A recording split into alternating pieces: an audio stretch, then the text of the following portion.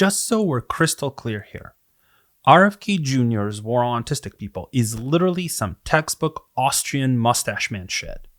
No, seriously, this was the first step in the Holocaust. Under a program called Action T4, aficionados of Hugo Boss uniforms, Art Deco eagles, and weirdly angled symbols for the cycle of life started with the chronically ill and disabled. They labeled them as a drain on a nation, moved them to special facilities to experiment on them, then disposed of tens of thousands of people in a trial run for extermination camps.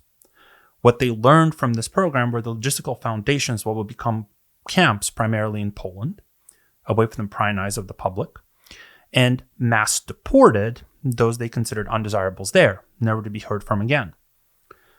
To fail to recognize all of this as history repeating itself, word for word, isn't just failing an open book test. It's failing a test where the answers are being shouted at you and actively texted to your phone, which you're allowed to have and use throughout the test.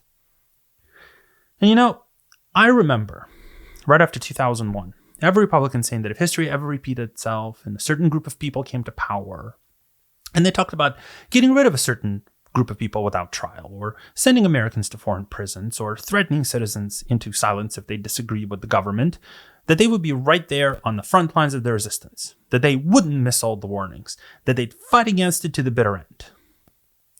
Fast forward to now. They're excusing it, they're downplaying it, or hell, even cheering it on.